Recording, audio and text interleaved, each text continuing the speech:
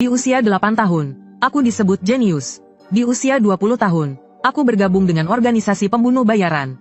Di usia 29 tahun, kemampuan berpedangku melampaui batas. Di usia 40 tahun, aku membantai iblis, memimpin umat manusia menuju kemenangan. Tapi hadiahku setelah kembali dengan kemenangan adalah dikirim ke tiang gantungan oleh ayahku sendiri. Kukira hidupku yang legendaris ini akan berakhir begitu saja. Tapi takdir mempermainkanku. Aku terlahir kembali sebagai bayi. Pada saat yang sama, sesosok bayangan mendekat dari kejauhan. Untuk memastikan kejayaan keluarga, suntikan darah segar juga merupakan langkah penting. Tapi tahun ini, tidak ada yang benar-benar luar biasa. Tidak ada sama sekali. Bagaimanapun, kali ini hanya bisa dibilang sampah. Tiba-tiba, sosok itu berhenti di depan tempat tidurku. Menatapku dengan sinis. Tatapan dinginnya penuh niat membunuh. Melihatku tak bergeming. Dia mengumpat puas. Di sini, masih ada sampah yang tidak terlalu berisik. Dia memerintahkan bawahannya untuk membawa bayi-bayi ini ke ayunan bilah. Melihat sosok yang familiar namun asing itu, niat membunuhku langsung memuncak. Bukankah orang ini Hugo saat masih muda? Apakah aku terlahir kembali sebagai bayi? Mungkin takdir merasa aku tidak adil dan memberiku kesempatan untuk terlahir kembali. Maka aku akan memastikan keluarga Baskerville lenyap dari dunia ini. Meskipun aku ingin segera membalas dendam, tubuh bayi ini tidak bisa berbuat apa-apa. Tapi pergi ke ayunan bilah adalah kesempatan bagus untuk meningkatkan kekuatanku. Sekarang, yang perlu kulakukan adalah meningkatkan kemampuanku dan menjadi lebih kuat. Ayunan bilah adalah ujian yang harus dilalui. Setiap anak yang lahir di keluarga Baskerville, setiap kali bayi lahir, mereka akan dilempar ke ayunan bilah di hutan mimpi buruk. Mereka harus merangkak melewati jalur uji coba yang dipenuhi pedang tajam, menuju sisi lain untuk menerima pembaptisan sungai Styx. Konon, air sungai Styx dapat membuat tubuh anak sekuat baja, namun, hanya sedikit anak yang bisa mendapatkan efeknya. Untuk menjadi yang pertama mencapai sungai Styx dan menerima pembaptisan, mereka harus bergerak lurus melewati rintangan bilah spiral. Di kehidupan sebelumnya, sebagai anak haram, aku disingkirkan oleh garis keturunan langsung dan tidak mendapatkan kekuatan ini. Tapi aku yang terlahir kembali pasti akan menjadi yang pertama tiba, dan menikmati kekuatan sungai Styx sendirian. Aku tiba di garis finish secara tak terduga. Di tengah tatapan terkejut semua orang, aku terjun ke sungai Styx. Air sungai Styx meresap ke dalam lukaku. Aku tidak merasakan sakit, malah, aku merasakan kekuatan yang tak ada habisnya, mengalir ke dalam tubuhku. Hanya dengan berendam beberapa menit saja sudah memberikan efek seperti ini. Jika aku menyerap semua energi ini, aku bisa meninggalkan keturunan langsung itu jauh di belakang. Untuk menyerap kekuatan lebih cepat, aku menyelam lebih dalam. Saat ini aku mulai menunjukkan gejala tenggelam, tapi mengingat ketidakadilan di kehidupan sebelumnya, bahkan dengan kesadaran terakhirku, aku tidak akan mudah muncul ke permukaan. Kepala pelayan di tepi sungai memberitahu ayahku bahwa waktu telah berlalu 30 menit. Ayahku pun tersenyum menyeramkan, memikirkan seorang jenius yang muncul sekali seabad di keluarga Baskerville. Seorang jenius yang hanya muncul sekali dalam 100 tahun. Para pelayan mulai panik, khawatir aku tenggelam karena terlalu lama berada di bawah air. Mereka terus mendesak kepala keluarga untuk menarikku keluar. Ayahku berpikir sudah waktunya untuk menarikku keluar. Keluarga tidak boleh kehilangan jenius yang muncul sekali seabad. Maka, ayahku berkata dari atas air agar aku naik. Namun aku tidak bereaksi. Akhirnya, ia menarikku yang hampir tenggelam keluar dari air. Dan menatapku dengan heran. Berendam di sungai Styx saja tidak cukup. Kau sepertinya juga banyak meminumnya. Gigimu bahkan sudah tumbuh. Senyum puas terukir di wajah ayahku. Kau memang pantas menjadi putra Hugo. Bahkan saat hampir mati, kau masih menyerap semua kekuatan air sungai Styx. Mungkin kau bisa membawa keluarga ini ke tingkat yang belum pernah dicapai sebelumnya. Memang, tujuanku juga untuk keluarga ini. Tetapi untuk melenyapkannya selamanya, saat aku terbangun, aku berada di kamar bayi. Seorang pelayan wanita membawa kotak hadiah, berjalan diam-diam ke tempat tidurku, dan bergumam, mengapa nyonya meletakkan benda ini di keranjang tuan muda Ciel? Sebagai anak haram, seharusnya tidak ada yang memberiku hadiah. Sepertinya hasil ujanku telah mengancam seseorang. Mereka sudah tidak sabar untuk menyingkirkanku. Tiba-tiba, kotak itu terbuka dari dalam. 2 ular mamba hitam merayap keluar. Mereka benar-benar nekat untuk menyingkirkanku. Menggunakan ular berbisa langka untuk membunuhku. Jika aku yang dulu, mungkin aku sudah mati. Tapi sebagai orang yang terlahir kembali, bagaimana mungkin aku kalah oleh 2 makhluk kecil ini? Saatnya menguji kemampuan yang kudapatkan dari sungai Styx. Aku langsung menyerang, mencengkeram kuat leher kedua ular itu. Kugigit mereka dengan gigi baja yang tumbuh di sungai Styx. Tekadku untuk menghancurkan keluarga Baskerville semakin kuat. Keesokan paginya, semua pelayan terkejut dengan pemandangan di keranjang bayi. Aku tertidur pulas di samping sisa-sisa ular berbisa. Jelas, tadi malam adalah pembantaian sepihak. Sejak hari itu, Semua pelayan yang bertugas malam dieksekusi. Tetapi, penyebab munculnya ular berbisa tidak pernah terungkap. Hanya aku yang mengetahui konspirasi ini. 8 tahun berlalu, aku mulai belajar. Dengan kemampuan jenius dari kehidupan sebelumnya, pelajaran ini sangat mudah bagiku. Namun, saat mendengar bahwa pada periode ini, 32 tahun yang lalu, ayahku sudah menjadi master ilmu pedang. Aku sedikit tertekan, tapi dengan ingatan dari 2 kehidupan, sebelum upacara kedewasaan, aku yakin bisa mengembalikan kemampuanku seperti sebelumnya. Meskipun aku selalu bersikap rendah diri, legenda tentangku membuat banyak orang tidak percaya. Sepulang sekolah, aku didorong ke pojok oleh 3 anak berandal. Ketiganya kelak akan dikenal sebagai Trisula Baskerville. Merekalah yang menuduhku bersekongkol dengan iblis. Jika mereka diberi waktu 10 tahun lagi untuk tumbuh, mereka akan menjadi masalah besar. Aku harus melenyapkan mereka sejak dini. Tiba-tiba, si berandal besar mengacungkan belati ke arahku. Ku dengar kau bertahan 30 menit di sungai Styx. Kami bertiga tidak begitu percaya. Kami ingin mencobanya sendiri. Lalu Huang menutup mulut dan hidungku dari belakang. Dia berkata, jika kau bisa menahan napas selama 10 menit di tanganku, kami akan melepaskanmu. Kata orang, cara anak kecil lebih kejam. Kata-kata itu memang benar. Baiklah, akan kuberi kalian pelajaran. 12 menit berlalu. Saat itu, mereka sepertinya baru menyadari telah mencari masalah dengan orang yang salah. Mereka berdiskusi apakah akan melepaskanku. Mudah memanggil dewa, sulit mengusirnya. Mana mungkin aku melepaskan kalian begitu saja? Aku langsung menggigit jari telunjuk Huang. Aku menatap mereka dengan tatapan menyeramkan dan berkata, bukankah kalian ingin melihat kemampuanku? Huang melihat jari adiknya digigit. Dia mengambil belati dan menusukku. Tapi aku bahkan tidak menghindar. Aku ingin menunjukkan tubuh baja yang ku beroleh dari sungai Styx. Mataku memancarkan aura ganas. Biar aku bermain-main dengan kalian. Aku langsung meninju wajah Huang. Melihat itu, San Mao ingin membalas dendam untuk mereka. Tapi sebelum dia sempat bergerak, aku menendangnya hingga terjatuh. Melihat ketiganya tak berdaya, aku mengambil belati dan melemparkannya ke hadapan mereka. Lalu aku berkata, ku berikan kalian kesempatan untuk berubah. Tapi hanya satu yang bisa pergi. Kalian tentukan sendiri siapa orangnya. Setelah saling pandang, mereka mulai saling bunuh dengan kejam. Sejak saat itu, Trisula Baskerville lenyap. Saat itu, di ruang kerja kepala keluarga Baskerville, kepala pelayan sedang melaporkan situasi di sekitar keluarga. Dia juga melaporkan prestasiku yang selalu juara pertama di setiap kompetisi. Namun, ketika membahas tes season 3 hari mendatang, dia tak bisa menahan diri untuk membahas pertarunganku dengan 3 tuan muda kembar. Meskipun luka fisik mereka telah sembuh, mental mereka sepertinya trauma permanen. Sejak saat itu, mereka seperti orang asing. Kepala keluarga juga terkejut karena aku bisa mengalahkan mereka sendirian. Tak lama kemudian, aku dipanggil ke ruang kerja. Kepala keluarga langsung bertanya, apakah aku terlibat dalam insiden kecelakaan ketiga kakakku? Karena kepala keluarga begitu terus terang, aku pun mengakuinya. Tapi ku dengar mereka sudah mendapatkan perawatan dan sembuh. Memang, meskipun kemampuan individu mereka biasa saja, mereka kembar 3. Ditambah lagi, mereka berlatih teknik Trinitas, membuat mereka menjadi yang terkuat di level mereka. Mereka juga aset berharga keluarga. Tidakkah kau pikir tindakanmu salah? Tapi semuanya sudah terjadi. Ayah pikir kau harus merenungkan perbuatanmu melukai kakakmu. Mendengar itu, wajahku langsung muram. Aku sendiri bisa mengalahkan mereka bertiga. Itu hanya membuktikan aku lebih kuat. Di dunia di mana yang kuat dihormati, apakah yang kuat bisa berbuat salah? Jika kakakmu yang dipanggil lebih dulu dan mengatakan akan memaafkanmu, apakah kau masih tidak merasa bersalah? Aku rasa pengampunan hanyalah alasan bagi yang lemah karena tak mampu membalas dendam. Yang kuat dihormati, yang lemah adalah dosa. Ayah sangat puas dengan jawabanku. Sepertinya kau sudah memahami aturan keluarga Baskerville. Sebagai hadiah, ayah mengizinkanku mengambil apapun camilan kesukaanku di gudang makanan. Saat hendak melangkah keluar, ayah berpesan agar aku tidak kalah dari garis keturunan utama dalam ujian praktik 3 hari lagi. Benar saja, sebagai anak haram, aku tetap dipandang rendah oleh kepala keluarga di dalam gudang yang penuh dengan barang. Setelah kepala pelayan tahu aku menginginkan coklat, dia membawaku kerak yang penuh dengan coklat. Dia juga membual bahwa itu adalah coklat terbaik, khusus untuk bangsawan. Orang biasa tidak bisa memakannya. Tapi kata-kataku selanjutnya membuat semua orang yang hadir kebingungan. Yang kubutuhkan adalah biji kakao atau biji kopi mentah dengan rasa yang paling kuat.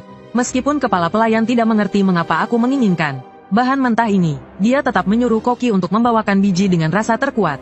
Ini adalah varietas dengan rasa yang sangat kuat, biji darah.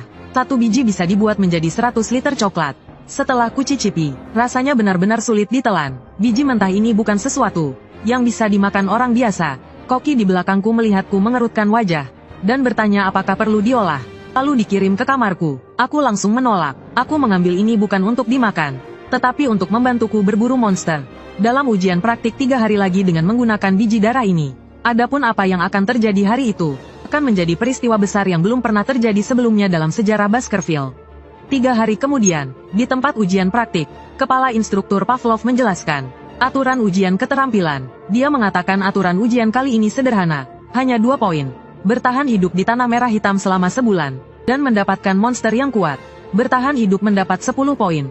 Tidak ada luka mendapat 30 poin. Bertahan hidup sendirian mendapat 50 poin. Menangkap monster dan bertahan hidup mendapat 70 poin. Selain itu, merebut lencana orang lain akan mendapatkan poin tambahan. Kemudian Pavlov menyebutkan, area terlarang di tanah merah hitam, pegunungan merah dan hitam. Dia menyarankan semua orang untuk beraktivitas di area merah dan hitam yang telah ditentukan. Saat pegunungan merah dan hitam disebutkan, aku menjadi bersemangat. Sudah lama aku tidak ke sana. Setelah bel di tangan instruktur berbunyi, ujian praktik resmi dimulai. Beberapa orang langsung menuju ke medan yang menguntungkan dari ujian sebelumnya. Sementara yang lain membuntuti orang lain untuk merebut poin. Sedangkan aku, dengan ingatan kehidupan sebelumnya, berjalan seperti di kebun belakang rumahku sendiri. Aku menemukan tempat yang sempurna di tepi zona terlarang, untuk memastikan keselamatan setiap siswa. Seorang instruktur ditugaskan untuk mengawasi secara diam-diam. Awalnya, dia ingin melihat sendiri kekuatan asli si jenius yang melegenda. Namun, saat siswa lain sibuk memburu monster, aku malah asyik menikmati hidup, bangun pagi dan tidur sore. Tingkah lakuku membuat instruktur curiga. Apa sebenarnya tujuanku? Dia juga meragukan kebenaran rumor tentang kejeniusanku. Padahal, semua yang kulakukan hanyalah sandiwara. Setelah mengawasiku beberapa lama, dia menyimpulkan aku hanya bersantai-santai. Sungguh membosankan. Dia pikir aku akan terus di sini, dan tak perlu dilindungi. Setelah pengawas pergi, aku mengeluarkan sebungkus biji darah dan melemparkannya ke api. Biji darah ini bisa menutupi bau darah di tubuhku. Metode ini ku ketahui dari adikku di kehidupan sebelumnya. Setelah memasang ratusan jebakan, perburuan dimulai. Aku melangkah masuk ke zona terlarang di tanah merah hitam. Bau hangus dari ranting-ranting pohon meyakinkanku bahwa yang kucari ada di sini. Saat itu, mataku tiba-tiba berbinar. Kutemukan tumpukan kotoran yang besar di tanah. Hanya satu monster yang bisa menghasilkannya, yaitu anjing neraka, monster level B+. Itulah targetku kali ini, melawan anjing neraka yang melahap api neraka di usia 8 tahun. Sangatlah mudah, karena aku memiliki ingatan dari 2 kehidupan. Barusan, demi meraih peringkat pertama dalam ujian praktik ini, aku datang ke pegunungan merah hitam untuk memburu anjing neraka, monster yang bahkan instruktur tak berani lawan. Aku hanya perlu mengambil kepala anjing neraka untuk mendapatkan juara pertama. Sangat mudah. Aku tahu di kehidupan sebelumnya, di usia 18 tahun, aku masih belum bisa mengalahkannya sendirian. Tapi sekarang, di usia 8 tahun, aku tak takut. Karena aku tahu 3 kelemahan anjing neraka. Pertama, ia hanya bisa berlari lurus. Sulit baginya mengikuti gerakan tiba-tiba. Dengan memanfaatkan ini, aku bisa menguras staminanya. Kedua, anjing neraka takut air. Mereka akan menghindarinya. Ini akan memperlambatnya dan membatasi gerakannya. Coklat adalah racun bagi mereka. Aku hanya perlu membuatnya membuka mulutnya. Inilah kelemahan terakhirnya, dan yang paling mematikan. Semua anjing menyerang dengan menggigit mangsanya. Saat itulah aku akan melempar biji darah ke mulutnya. Lalu, aku tinggal menunggu racunnya bekerja. 1 biji darah bisa menghasilkan 100 liter coklat. Efeknya sudah jelas. Ternyata anjing dari neraka tak bisa mengalahkan coklat. Tapi anjing neraka adalah monster level B+. Dengan struktur tubuh yang unik, tulang rusuknya yang keras selalu melindungi jantungnya. Hanya ada satu cara untuk mengalahkannya. Serang bagian bawahnya, serang ginjalnya. Tiba-tiba, energi biru memancar dari luka. Monster itu, ini adalah energi yang didapat dari membunuh monster. Energi ini dapat meningkatkan kekuatan seseorang dengan cepat. Kekuatan fisikku menjadi lebih kuat. Saat ini, aku mengangkat dan mengayunkan pedang pendekku. Rasanya lebih ringan dari sebelumnya. Dengan kecepatan ini, memulihkan semua kekuatanku sebelum upacara kedewasaan, bukanlah hal yang mustahil. Seorang anak berusia 8 tahun dapat membunuh monster level B+. Aku ingin tahu apa ekspresi Hugo setelah mengetahui ini. Melihat Hellhound yang tumbang ini, aku pasti akan menjadi juara pertama dalam tes season ini. Tentu saja, aku sudah memikirkan hadiah untuk juara pertama. Sesuatu yang tak pernah kubayangkan di kehidupan sebelumnya. Tiba-tiba, aku mendengar langkah kaki mendekat dari belakang. 4 Hellhound lagi datang dari belakang. Mungkin mereka mendengar jeritannya, dan ingin membalaskan dendam teman mereka. Aku langsung menebas kepala Hellhound sebelumnya, untuk memperingatkan mereka bahwa aku bukan lawan yang mudah. Setelah aku melakukan itu, 4 Hellhound itu tampak ketakutan. Mereka bahkan menundukkan kepala dan mundur. Saat itu, aku menyadari ada sesuatu yang tidak beres. Lagi pula, Hellhound dikenal sebagai pemburu yang pantang menyerah. Menghadapi anak berusia 8 tahun, mereka seharusnya tidak bertingkah seperti ini. Aku berbalik dan melihat dengan saksama. Terlihat seekor anjing berkepala 3, dengan aura neraka muncul di belakangku. Penjaga gerbang neraka, Cerberus. Monster anjing berkepala 3 level A+. Makhluk yang menghuni kedalaman pegunungan hitam merah. Bagaimana bisa sampai di daerah luar? Tiba-tiba aku melihat makhluk itu berdarah. Kuperhatikan lebih dekat, terdapat banyak bekas panah dan luka di tubuhnya. Hanya suku barbar yang bisa melukai makhluk ini seperti ini. Aku mencoba menenangkan diri. Jika aku bisa memburu Cerberus ini, aku akan selangkah lebih dekat untuk mendapatkan kembali kekuatanku. Bahkan saat menghadapi monster level A+ yang terluka, aku tidak akan menyembunyikan kekuatanku. Pedangku dengan cepat diselimuti energi. Kemampuanku setingkat master pedang cukup untuk menghadapi makhluk yang terluka ini. Aku menyerbu dan menyerang Cerberus. Saat aku yakin seranganku akan mengenai kepalanya, Cerberus dengan kecepatan kilat, melancarkan serangan balik dari samping. Untungnya, refleksku masih seperti dulu. Aku menghindar ke belakang dan menghindari serangannya. Sepertinya meskipun terluka, kekuatannya tidak berkurang banyak. Aku bisa dengan mudah mengalahkan Cerberus di kehidupan sebelumnya. Aku juga bisa melakukannya di kehidupan ini. Saat aku mengumpulkan energi, Cerberus sepertinya merasakan tantanganku. Ia membuka mulutnya yang besar seperti jurang, dan mengeluarkan raungan yang tak henti-hentinya. Namun, detik berikutnya, Cerberus tiba-tiba menyerang. Pedangku digigit dan hancur berkeping-keping. Saat aku tertegun, tubuhku terpental oleh telapak tangan raksasanya. Saat itulah aku menyadari perbedaan kekuatan kami. Menantang Cerberus di usiaku yang baru 8 tahun ini masih terlalu dini, meskipun aku memiliki tubuh baja pemberian sungai Styx. Setelah menahan serangannya, organ dalamku hampir hancur. Di kehidupan sebelumnya, aku bisa dengan mudah mengalahkan Cerberus. Kukira setelah terlahir kembali aku masih bisa mengalahkannya. Tapi ternyata aku malah diinjak-injak oleh Cerberus. Barusan, aku pergi berburu Hellhound di tanah merah hitam. Saat aku menikmati hasil buruanku, tanpa diduga aku bertemu monster level A+, Cerberus. Meskipun saat itu dia terluka parah, auranya saja sudah cukup membuat Hellhound level B+. Tunduk dan patuh, meskipun aku mengerahkan seluruh kekuatanku. Tubuhku saat ini terlalu lemah. Dalam pertarungan, aku tetap terkena telapak tangan raksasa Cerberus. Untungnya, aku memiliki tubuh baja pemberian sungai Styx, sehingga aku bisa menahan serangannya. Melihat monster itu semakin mendekat, aku terus mengingatkan diriku sendiri untuk tidak pingsan. Tiba-tiba, Cerberus membuka mulutnya yang berdarah dan menyerangku. Aku segera memaksakan tubuhku yang terluka untuk menghindar. Kalau tidak, pohon yang hancur di belakangku mungkin adalah aku. Melihat situasi yang buruk, aku teringat jurus pamungkasku dari kehidupan sebelumnya. Sepertinya tidak perlu disembunyikan lagi, yaitu kabur adalah strategi terbaik. Jika saja dia tidak terluka, mungkin aku sudah menjadi santapannya. Aku benar-benar berterima kasih pada suku barbar. Tiba-tiba, muncul pagar besi di depanku. Selama aku bisa bertahan sampai ke perangkap berburu yang sudah kusiapkan, aku akan menemukan kesempatan untuk mengalahkan Cerberus. Melihat Cerberus semakin mendekat, aku segera melompati perangkap pertama. Saat aku hampir berciuman dengan mulut monster itu, akhirnya dia mendarat dan mengaktifkan perangkap.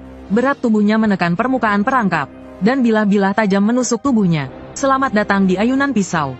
Perangkap yang awalnya untuk Hellhound, malah menangkap Cerberus. Racun darah yang kuoleskan di perangkap segera bereaksi. Dua kepala Cerberus di sisi kiri dan kanan mati keracunan lebih dulu.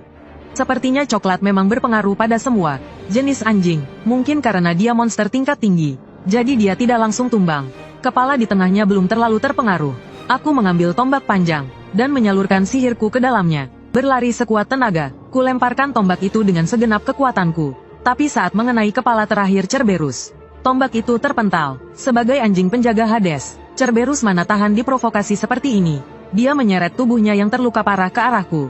Aku menghitung dalam hati, 2 langkah, tepat pada langkah ke-7 Cerberus. Saat dia mendekatiku, racunnya langsung bereaksi dan dia roboh. Rupanya rumor tentang ular mamba berdarah itu benar. Siapapun yang tergigit pasti mati setelah 7 langkah. Untungnya, aku diam-diam menyimpan sedikit penawarnya sejak kecil. Dan hari ini, penawar itu sangat berguna. Setelah menyerap energi Cerberus, aku bingung bagaimana meyakinkan penguji bahwa akulah yang membunuh monster level A+. Tiba-tiba, aku teringat informasi penting. Anjing berkepala 3 memiliki kebiasaan menjaga wilayahnya. Jelas ada ruang bawah tanah yang dijaganya di dekat sini. Ruang bawah tanah itu pasti menyimpan harta karun misterius. Dan juga dihuni oleh monster-monster kuat. Lalu, aku mengambil kotoran Cerberus dan anjing neraka untuk menutupi aromaku sendiri, dan memanfaatkan status Cerberus di roh merah hitam untuk mencegah serangan monster lain. Kemudian, Aku mengikuti rute Cerberus, dan segera menemukan ruang bawah tanah yang tersembunyi. Aku ingat pernah ke tempat ini di kehidupan sebelumnya, tetapi baru ditemukan 10 tahun kemudian. Saat itu, harta karun di dalamnya sudah diambil. Tapi sekarang berbeda, di balik bau busuk itu, tercium aroma sihir. Jelas, isinya masih ada di sana. Aku sangat menantikan harta karun apa yang menungguku. Saat pedang iblis, yang ditempa oleh Raja Iblis serakah, menguasai tubuhmu, apakah kau akan ditelan atau kau yang menaklukkannya? Pedang iblis meningkatkan kekuatanku. Saat ini, tubuhku yang dilumuri kotoran Cerberus dan anjing neraka, mengikuti jejaknya, dan menemukan ruang bawah tanah yang tersembunyi di kedalaman. Saat aku terus masuk lebih dalam, urat batu rubi terlihat di mana-mana di dinding. Sepertinya tempat ini terhubung ke pegunungan merah hitam. Tapi saat itu, seberkas cahaya menyilaukan terpancar dari kedalaman gua. Cahaya yang menyilaukan itu membuatku, yang terbiasa dengan kegelapan, tidak bisa membuka mata untuk sementara waktu. Aku yakin di sanalah letak ruang bawah tanah itu, dan dugaanku benar. Yang muncul di sana adalah sebuah batu rubi yang memancarkan sihir. Rupanya batu rubi ajaib inilah yang menerangi seluruh ruang bawah tanah.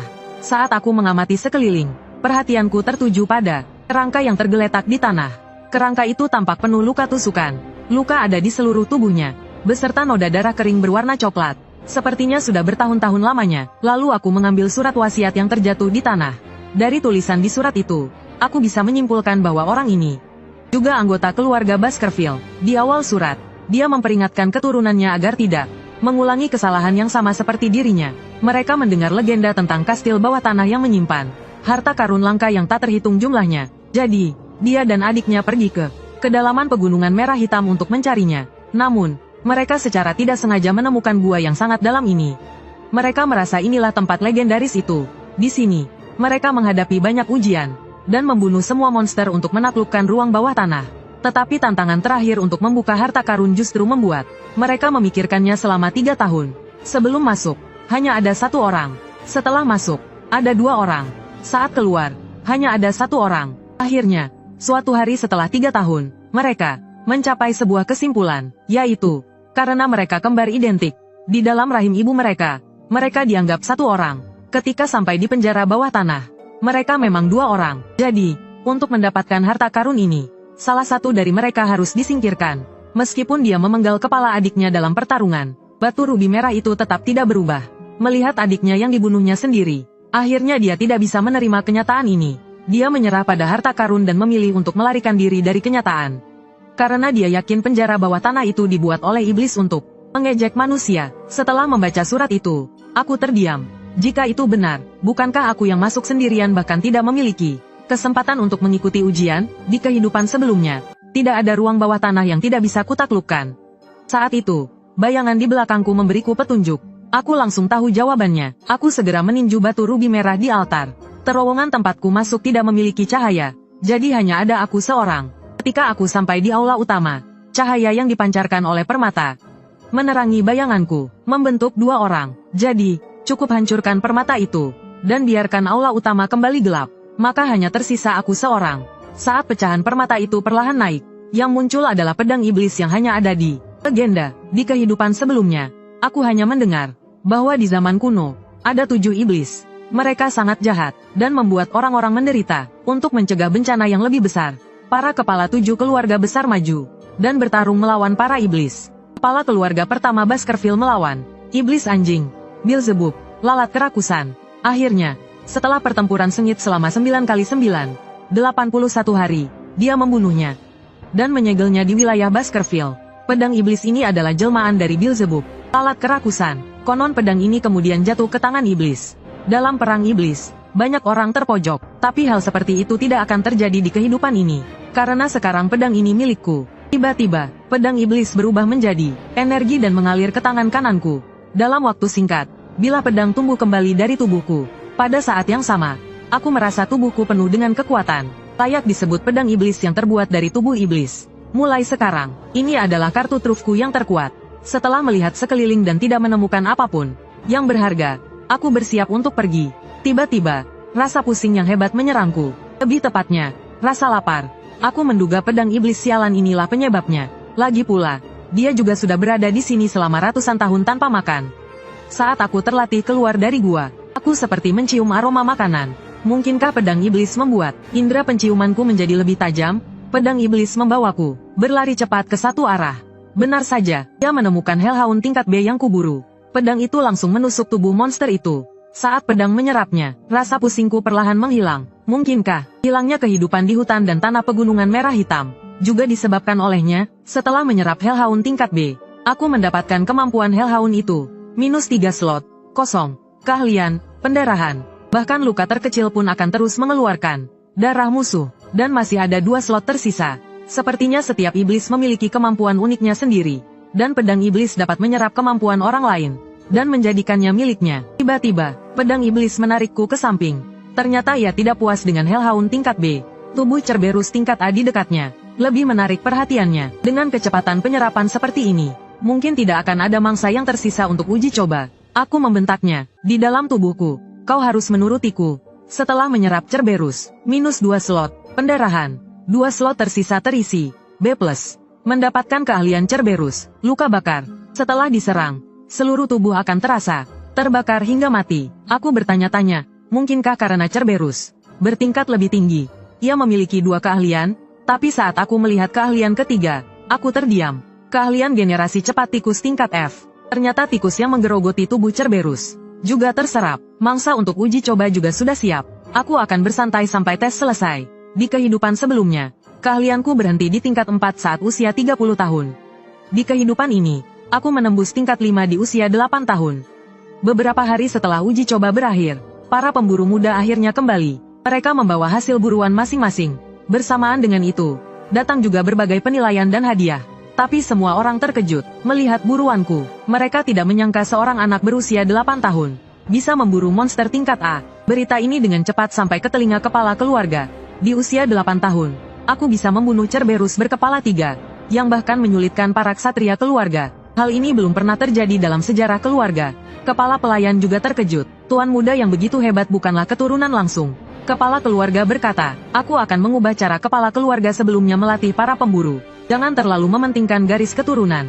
Baik keturunan kerajaan atau budak. Semua yang memiliki kemampuan yang cukup harus dilatih dengan baik. Bahkan anjing dengan keturunan terbaik pun ada yang tidak berguna. Mungkinkah Tuan Muda Bikil yang membuat kepribadian kepala keluarga berubah? Saat ini aku dipanggil ke ruang kerja kepala keluarga. Hugo seperti biasa langsung ke intinya. Dengar-dengar, dalam tes pertempuran nyata, kamu membunuh Cerberus, anjing berkepala 3. Apa yang terjadi? Aku dengan wajah penuh keberuntungan menjawab bahwa itu berkat coklat yang ayah berikan sebagai hadiah sebelumnya. Semua orang tahu, coklat adalah racun bagi semua jenis anjing.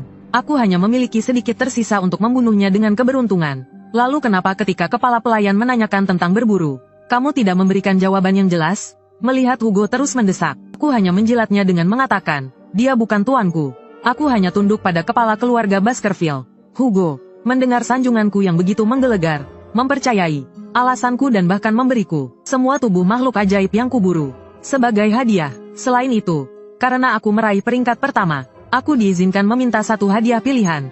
Namun, jawabanku berikutnya membuat mereka sangat terkejut. Aku ingin masuk ke perpustakaan keluarga untuk belajar. Mendengar permintaanku, wajah ayahku kembali menjadi muram. Tahukah kamu, perpustakaan ini hanya untuk kepala keluarga dan anggota keluarga langsung? Aku kemudian menjawab, jika tidak diizinkan, tidak apa-apa. Namun, dalam hati aku merencanakan cara untuk menyelinap masuk. Tiba-tiba, perkataan Hugo mengejutkanku. Kamu boleh masuk, bahkan pergi ke bagian terdalam perpustakaan.